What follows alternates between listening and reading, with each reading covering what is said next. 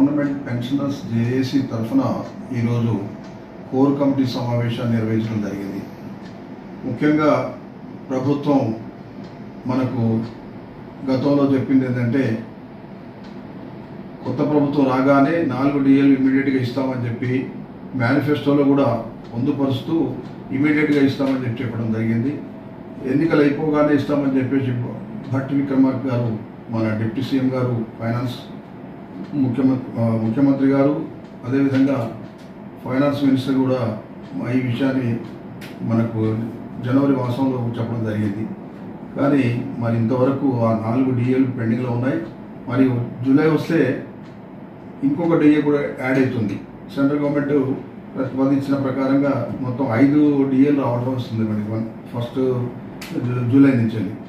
ఈ విషయాన్ని మనం పదే మనం ముఖ్యమంత్రి గారి దృష్టి కూడా చెప్పడం జరిగింది. మరొకసారి ఏంటంటే రేపు ఎన్నికలు షెడ్యూల్ పూర్తి అయిపోతుంది.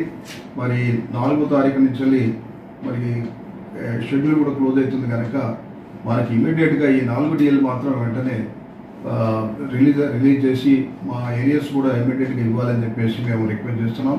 మరి ప్రభుత్వం గతంలో చెప్పిన విధంగా తప్పకుండా ఈ విషయాలను మేము పరిగణలోకి తీసుకుంటున్నామని చెప్పి ఆనాడు శ్రీధర్ బాబు గారు మేనిఫెస్టో చైర్మన్గా ఉన్నప్పుడు కూడా వారు ఒక మాట చెప్పారు. మీ సమస్యలన్నీ మేము పూర్తిగా క్లియర్గా చేస్తామని చెప్పడం జరిగింది. అయినప్పటికీ కూడా ఏ మంత్రులు కూడా ఈ విషయంలో ముందుకు తీసుకురాలేదు. సబ్జెక్టు మాత్రం బయటకు చెప్పలేదు.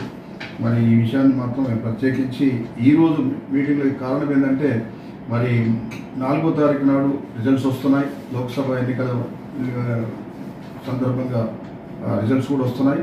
దానికి అనుగుణంగా మీరు ఇమీడియట్గా ఈ సబ్జెక్టును మాత్రం బయటకు తీసుకొచ్చి ప్రభుత్వం వెంటనే మా డిఏలను, ఎందుకంటే దినదినాభివృద్ధి ఇబ్బందిగా పరిస్థితులు చాలా ఇబ్బందిగా ఉన్నాయి.